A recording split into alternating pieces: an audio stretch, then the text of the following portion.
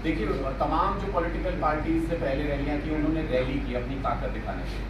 आम आदमी party rally कर रही है जींद की दुर्दशा को बताने के लिए, जींद की दिक्कतों को बताने के लिए। इसको एक तरीके से अगर आप हार्ट कहें हरियाणा का तो गलत नहीं होगा। ये ऐसा इलाका है जो चारों तरफ से हरियाणा से बराबर जुड़ता है, यहाँ एक सेंटर पॉइंट बनता है। उसके बावजूद यहाँ से बड़े बड़े नेता यहाँ से गए, मुख्यमंत्री भी बना दिए इस इलाके ने, सरकारें बदल दी इस इलाके ने, लेकिन कभी भी यहाँ की स्कूल, अस्पताल यही सॉल्व नहीं हो पाया आज तक। कोई भी सरकार जींद के लोगों ने चुनी, यही सॉल्व नहीं हो पाया। ये हमारे कोर मुद्दे हैं, इनके ऊपर हम राजनीति करते हैं। हम जींद से शुरुआत यही बताने के लिए कर रहे हैं कि जो सबसे पिछड़ा इलाका है, जहाँ मूलभूत सुविधाओं के लिए लड़ रहे हैं, उनको सबसे ज़्यादा फायदा आम आदमी पार्टी की सरकार आने से चुनाव नहीं। देखिए, हम तो बहुत ही छोटी सी पार्टी है, हमारे बहुत लिमिटेड रिसोर्सेज है और हमारी कुव्वत नहीं है ऐसी कि हम सब जगह पे एक साथ चुनाव लड़ सकें। हम भ्रष्टाचार का पैसा तो कमाते नहीं कि हर जगह लगा लें, पूरे देश में चुनाव लड़ सकें। हमारे बहुत लिमिटेड रिसोर्सेज। हमने पहले दिल्ली में अपनी ताकत बढ़ाई, उसके बाद हम पंजाब में अपनी सरकार हमने वहाँ पे बनाई। अब जब दिल्ली में और पंजाब में दोनों जगह आम आदमी पार्टी की सरकार है, हरियाणा के लोग जहाँ भी हम जाएँ, जिस भी मीटिंग में जाएँ, किसी पंचायत में जाएँ, हरियाणा के लोग ही गुसर करते हैं, ये चर्चा करते हैं आपस में कि यार देखो क्या दुर्भाग्य है हमारा। एक तरफ 300 यूनिट बिजली फ्री मिल रही है, एक तरफ 200 यूनिट बिजली फ्री मिल रही है। यहाँ पे 3-3, 4-4 यूनिट बिजली के लिए किसी व्यक्ति को आत्महत्या करनी पड़ रही है। सुल्तान साहिब गया था, बड़ी पंचायत वहाँ पे हुई थी, बिजली विभाग ने जैसे एक मजबूर किया एक व्यक्ति को 3-4-5 यूनिट बिजली के लिए, उसको आत्महत्या करनी पड़ गई, ऐसे केस डाल दिए उसके ऊपर। वहाँ पंचायत में भी लोग यही चर्चा कर रहे थे कि क्या दुर्भाग्य है, 2 जगह पे बिजली फ्री मिल रही है, यहाँ 3-4-5 यूनिट बिजली के लिए आपको चोर कहा जा रहा है, आपको आत्महत्या करने पे मजबूर किया जा रहा है। और हमारे हरियाणा के लोग, मैं ये कहना चाहता हूँ, इतने भोले लोग हैं यहाँ के, इतने भोले लोग हैं। मुख्यमंत्री की स्टेज पे जाके हमारे एक ताऊ बोले कि 8 की जगह 12 घंटे बिजली दे दो, मतलब 24 घंटे तो अभी हम मांग भी नहीं रहे। इतने भोले लोग हैं हमारे। लेकिन मुख्यमंत्री जी ने क्या कहा कि आप बैठ जाओ, 8 घंटे से ज्यादा बिजली नहीं मिलेगी, अपने सोलर प्लेट लगवा लो जिसको लगवानी है। मैं कहना चाहता हूं मुख्यमंत्री जी को, आपकी जितनी कुव्वत, जितनी ताकत, जितना पैसा, जितनी आपके पास ऊर्जा, वो सारी लगा दीजिए। 1 साल के बाद हरियाणा के हर गांव, हर शहर में 24 घंटे मुफ्त बिजली मिलेगी। आपने ताकत हो तो रोकी। अनुराग 8 करोड़ रुपए का कहाँ गया वो पैसा? कहाँ गया वो पैसा? 1600 करोड़ 18 साल पहले माफ करने की जरूरत क्यों पड़ती है? माफ करने की जरूरत क्यों पड़ती है? हमने अपने किसानों को, हमने अपने गरीबों को भिखारी क्यों बना रखा है इन सरकारों ने? हमें पहले उनके ऊपर आप कर्जा चढ़ाते, फिर उनके ऊपर एहसान जताते कि माफ कर दिया।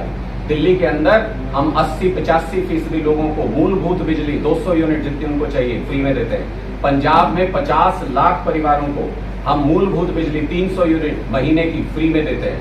इससे कर्जा नहीं चढ़ता, वो अपना परिवार पाल सकता है। गरीबी से अगर किसी को लड़ना सिखाना है तो उसको मूलभूत सुविधाएं दीजिए, और सारे विकसित देशों में मिलती हैं। कोई एहसान नहीं करते, उनके टैक्स का पैसा उनके पास जाता है। ये सारी पार्टियां टैक्स का पैसा लोगों का लेकर के उसको अपनी जेब में डालती रही और फिर कर्जा चढ़ा के, अब मोदी जी भी तो वही कर रहे हैं। हुड्डा साहब ने 1600 करोड़ माफ किया था, मोदी जी भी अपने व्यापारी मित्रों का माफ करके कहते हैं मैंने इतना माफ कर दिया, मैंने इतना माफ कर दिया। इन सारे लोगों ने, हुड्डा साहब आज जब सीएमओ के अंदर हम भ्रष्टाचार की बात उठाते हैं, जब हम ये कहते हैं कि सीएमओ में बैठे एक अधिकारी ने सीएलयू का गलत इस्तेमाल करके करोड़ों रुपए बनाए, तब हुड्डा साहब टेप लगा के घूमते हैं उनके ऊपर, नाम नहीं लिया आज तक। क्यों? सीएलयू बोलते ही उनके जिन्न बाहर निकल आएंगे, उनकी सरकार के सारे के सारे काले कारनामे बाहर निकल आएंगे। तो मुझे लगता है कि ये भ्रष्टाचार में पूरी तरह से डूबी हुई सरकारें रही है। इनको आपस में इस तरीके की सेटिंग, और हुड्डा साहब की मैं एक बात और बता दूं, जगह जगह चर्चा है, आप हरियाणा में नीचे बात कर लेना, किसी को यकीन नहीं है हुड्डा साहब पे। जैसे जेजेपी बीजेपी के खिलाफ लड़ी थी, जाके सरकार बनाने के लिए उनकी गोद में जाके बैठ गई, पूरे जमीन पे जगह जगह चर्चा है। मोदी जी से जैसे गलबैया करते हैं हुड्डा साहब, जैसे उनके साथ अंदर अंदर सेटिंग चल रही है। गलती से अगर कुछ विधायक उनके पास आ गए, जाके बीजेपी की सरकार ना बनवा दे, ये डर है लोगों के मन में। चलो, अपनी पार्टी पूरे हरियाणा में लगभग 12 लाख सदस्यों का एक मजबूत परिवार बना चुकी है, 1150 लोगों का संगठन अनाउंस कर चुकी है। हम अपने बलबूते पे हरियाणा के सभी आने वाले चुनाव, चाहे वो नगर निगम के हों, नगर पालिका के हों, नगर निकाय के हों, चाहे वो लोकसभा के चुनाव हो, उपचुनाव हो, हम अपनी पूरी ताकत से अपने दम पर लड़ने जा रहे हैं। आम आदमी पार्टी का संगठन हरियाणा में इतना मजबूत है। सरकार भी यहाँ से भी भाजपा के विधायक हैं, लेकिन उसके बावजूद कितना विकास होता है, ये आपस में लड़ते रहते हैं। उसने ये कर दिया, इसने वो कर दिया, इसने ये कर दिया, वो मेरी नहीं मानता, ये उसकी नहीं मानता। लेकिन लोगों को क्या मिला?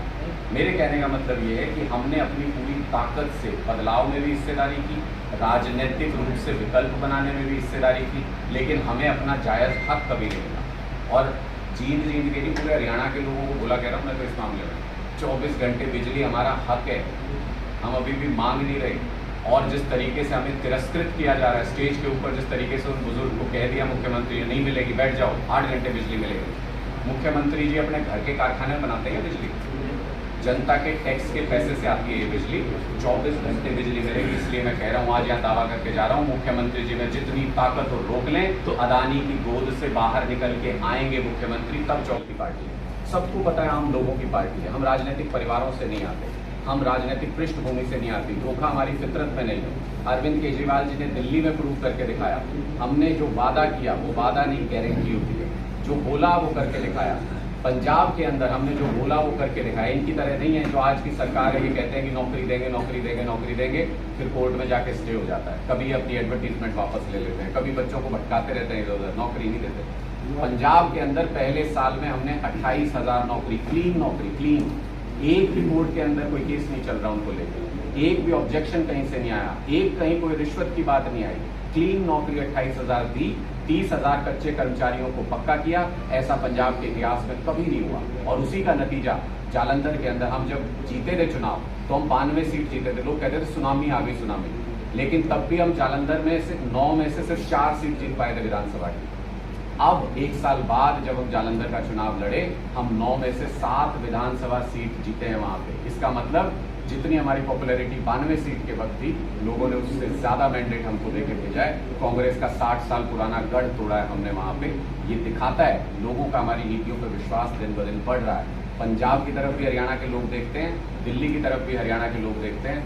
जब दोनों जगह सरकार है, हरियाणा के लोग चाहते हैं कि अपनी भी ऐसी सरकार हो। हर खबर का मतलब ब्रेकिंग न्यूज नहीं, हर बहस का मतलब हंगामा नहीं। हरियाणा की सारी खबरें केवल हरियाणा बुलेटिन पर, सीधी बात, नो बकवास।